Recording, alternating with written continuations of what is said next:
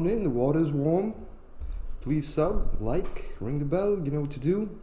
Today, we're going to get into the crypto shenanigans, crypto scammers, and other bullshitters.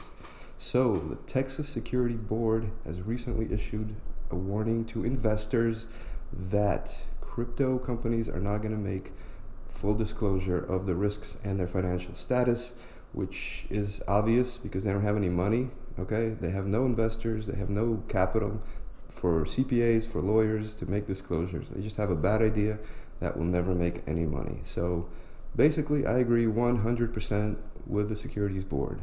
Now, the SEC has been issuing these warning bulletins for years now, and let me just say, based on my experience with the SEC, they have been nothing but professional, courteous, fair, and reasonable, and even more so than they have a right to be, because there are so many freaking bullshitting scammers out there, and they're just limited by their budget, and sometimes their investigations might take too long, but there's some good people over there, and they're definitely doing a pretty good job with what they have. All right, so moving on. How do these scammers get your money? Okay, so a lot of people think, well, it's tech, I don't really understand it, so let me just put some money in. I didn't understand Apple, Google, Amazon, Tesla. Look at them now. Tesla hit $900 today. But you got to remember, these companies did not have straight trajectories, okay? They zigzagged. Some of them almost went out of business, like Apple, all right? And Amazon also crashed and burned for a long period of time. So you got to remember that. Also, they had dark money. These are intelligence gathering companies, and they probably had CIA dark money as seed capital. Okay, so institutional money is not going into crypto, so remember that. All right, but also look at what's coming out right now. These IPOs and coming out in Nasdaq, they're taking old businesses that have been around forever and they're just turning them into tech businesses and rolling them out as IPOs. Look at Lyft and Uber. These are bullshit scammer companies. Nobody made any money on those except the officers, early investors, early shareholders, and that piece of shit Kalanick got away with 500 mil. It's a cab company, okay? It's just a taxi cab company, all right? Peloton, another bullshit company. It's just a bike. They're selling a bike with a screen on it. Like, you can't turn on YouTube and get a bike exercise program. There's 1,000 places to get free programs without buying a $2,000 bike. So that's bullshit, okay? Now let's move to crypto. How do these people get your money? Okay, so first method, and I've seen it all right? I've seen all of these, and there's more than I'm listing now. So believe me now or believe me later. So they couch these tokens that they're issuing as non-securities to get around the securities laws.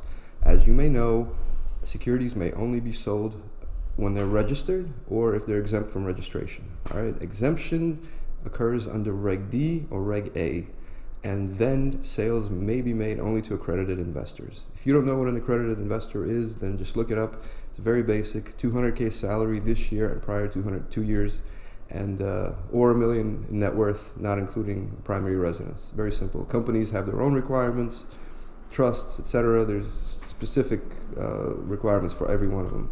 So anyway, moving on. So these crypto scammers are gonna call these tokens utility tokens, all right? So they're gonna be utility token offering or whatever, ICO, ITO, it doesn't matter what they call it, it's all bullshit. So it may or may not be a security, okay? So they just call it utility token. So what you would need to do is ask for a legal opinion, okay?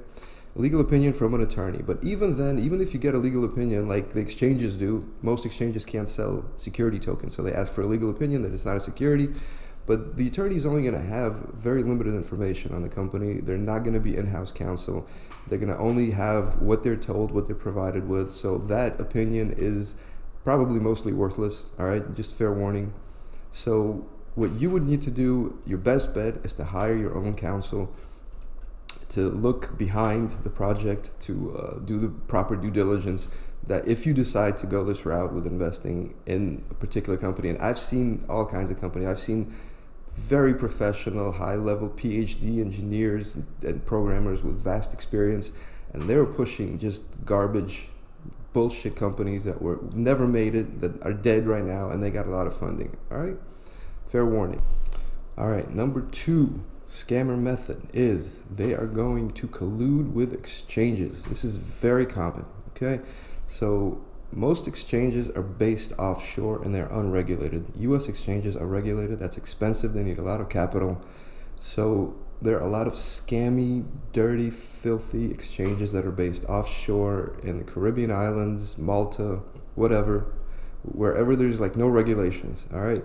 So what a project team will do is approach 1, 2, 3, 4 exchanges, and they will offer them a bunch of tokens to list their new token.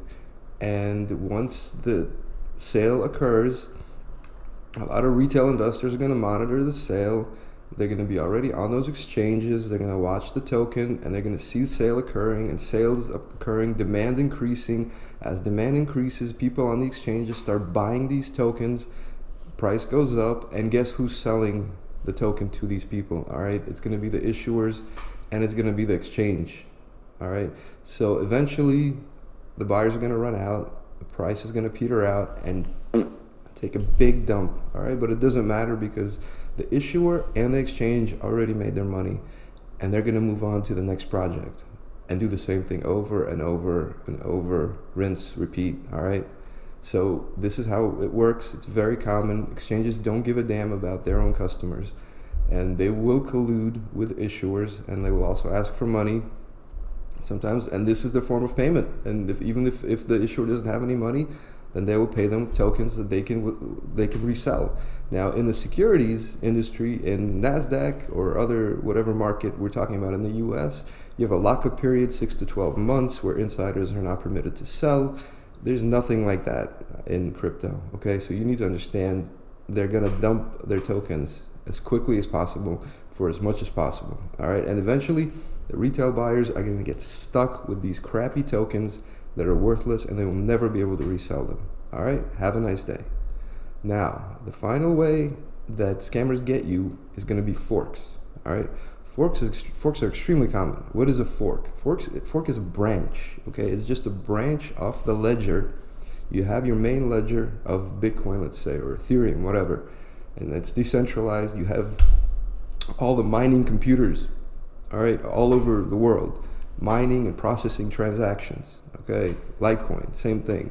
It's decentralized. Now, what a team will say, they'll come out and they'll say, well, we're doing Bitcoin Lite, Bitcoin Gold, Bitcoin Silver, Litecoin Cash, Bitcoin Cash, whatever, Ethereum Legacy, doesn't matter what it's called. So they'll pick a block of transactions and they'll branch off. They'll use a similar code to the token. Maybe they'll add some functionality, it doesn't matter. And they'll branch off that ledger and create a brand new coin, and they'll just call it something similar to the previous coin. But remember, 99.99999 of these forks are bullshit scams. They will never go anywhere, okay? I'm not gonna go into Bitcoin Cash. There's some value to that. Apparently, a lot of people think it's a scam. A lot of people, they're not into it. I'm not gonna get into it. Am I gonna put my money into it? No. All right, I'm not doing any forks, 0 forks. There's only a couple coins that are even gonna survive, ever, okay? So, that's the final way they get you is forks. Watch out for forks. I'm warning you, do not invest in forks ever. All right, so scammers can use any or all of these methods. Generally, a professional scammer team will use all of them together. And they might even pay a celebrity to endorse their coin, to make a social posting about it. They'll pay a lot of money and get a lot of attention. Their main goal is to pump and dump this piece of shit coin or token and get rid of it as soon as possible, make their cash, move on to the next one. That was pretty much the whole industry for a number of years, okay? So you need to understand what you're getting into. Just be careful. Don't do it. If you really decide to do it on a very reputable exchange in the US. And I personally don't like any exchanges. I don't trust any of them. They're all dirty. But if you're going to buy something, make sure you do your diligence. Make sure you get counsel to assist you. Make sure you buy on a reputable exchange from reputable sellers. You have been warned. Thanks for watching. Be cool.